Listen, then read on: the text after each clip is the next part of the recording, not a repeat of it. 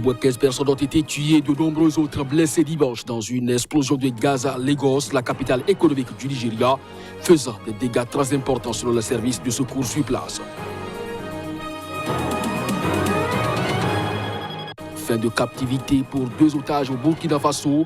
Une Canadienne et son compagnon italien enlevés il y a 15 mois ont été libérés. Ils sont arrivés à Bamako ce week-end avant de regagner leur pays.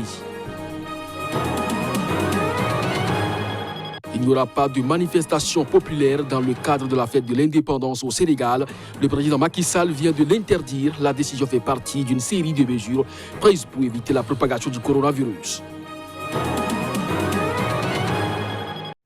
Ainsi se présente le sommaire de cette édition. Bonjour à chacun, bonjour à tous et bienvenue. Au moins 15 personnes ont été tuées, de nombreuses autres blessées dimanche dans une explosion de gaz à Lagos, la capitale économique du Nigeria, faisant des dégâts très importants.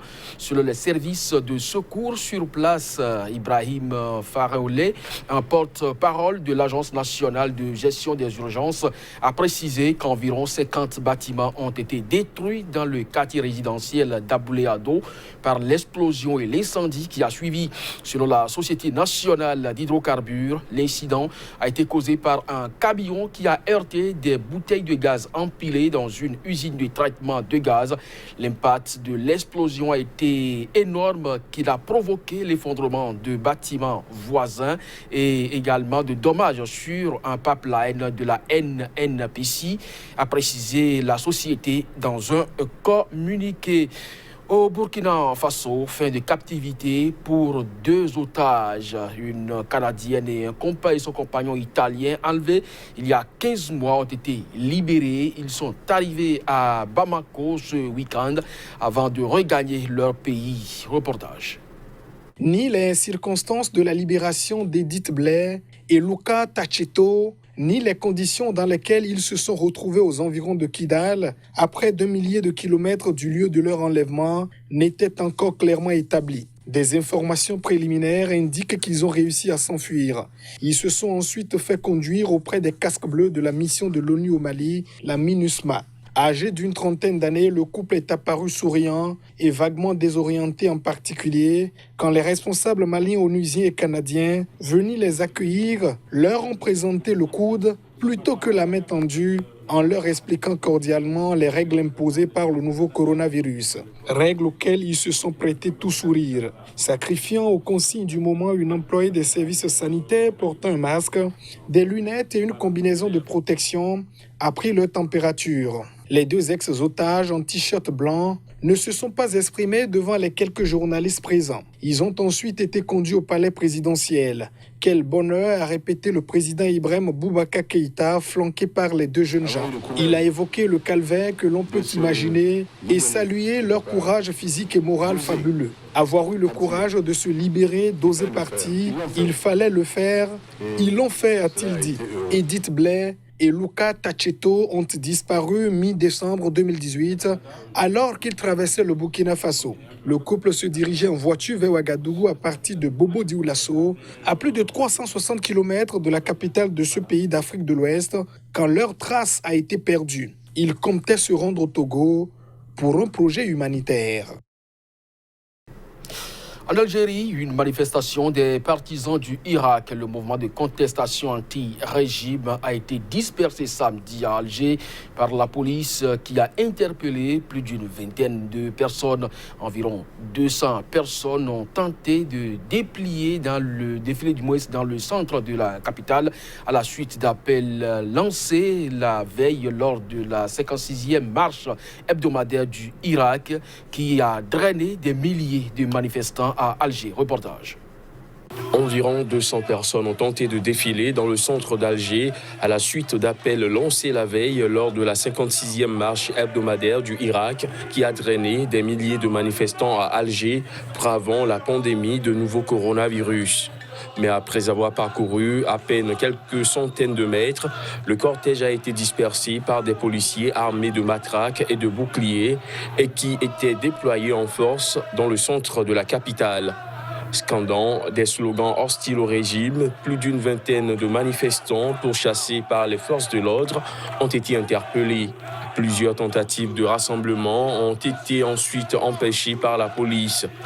Une initiative similaire a été neutralisée par la police, toujours le même samedi à Oran, la grande métropole de l'Ouest algérien, selon le Comité national pour la libération des détenus, une association de solidarité.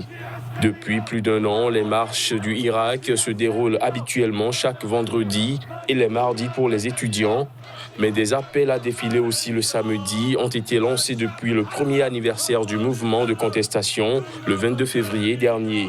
C'est le 4e samedi consécutif qu'une telle manifestation a été réprimée par la police dans la capitale, Alger.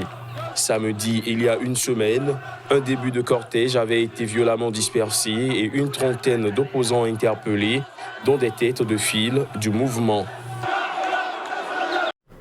Le Soudan du Sud a formé un nouveau gouvernement d'union nationale afin d'en finir avec une guerre civile qui a fait en 6 ans plus de 380 000 morts. Mais la violence armée n'a pas encore fini.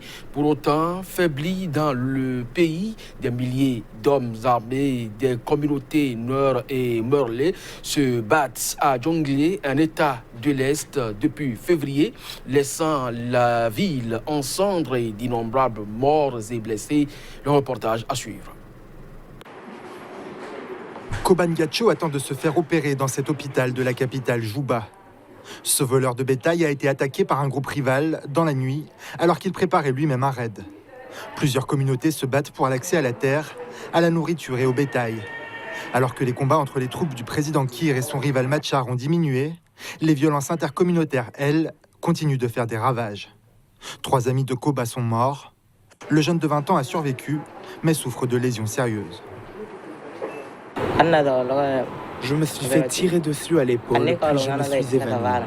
Quand je me suis réveillé, je me suis rendu compte que j'étais blessé à la cuisse et à la jambe. 3 membres de notre groupe sont morts et 6 ont été gravement blessés.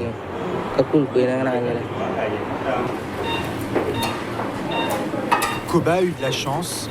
Il a été transporté de Jonglei, un état dans l'est du pays, à cet hôpital militaire de Juba. Un des rares hôpitaux capables de traiter les blessures complexes par balle.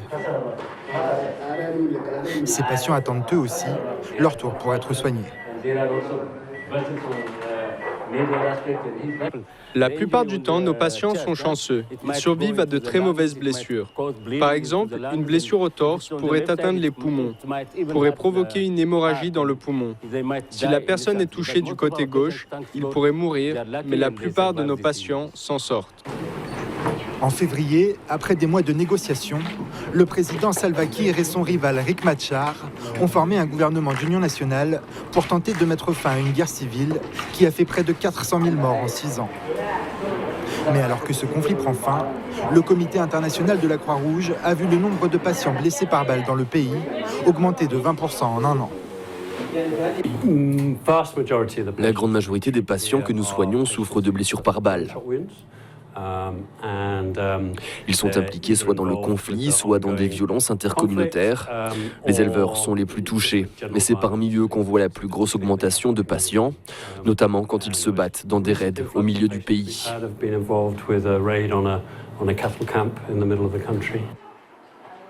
Certains ont la chance d'être évacués vers l'hôpital de Juba, mais la plupart se tournent vers une clinique locale et d'autres meurent chez eux.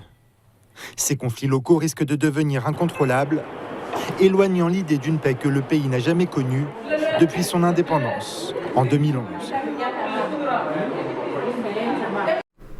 Il n'y aura pas de manifestation populaire dans le cadre de la fête de l'indépendance au Sénégal. Le président Macky Sall vient de l'interdire. La décision fait partie d'une série de mesures prises pour éviter la propagation du coronavirus. Selon un nouveau bilan communiqué ce week-end, 22 personnes ont été déclarées infectées au Sénégal depuis le 2 mars, dont 2 sont guéries.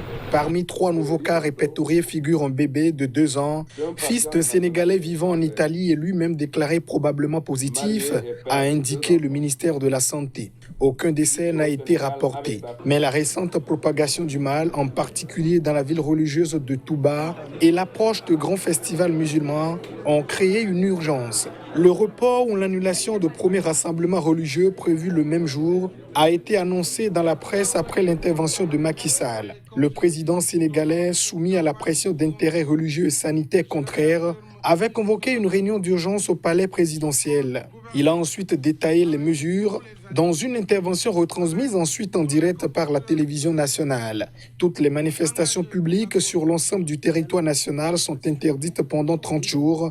Les cours sont suspendus dans les écoles et les universités pour 3 semaines.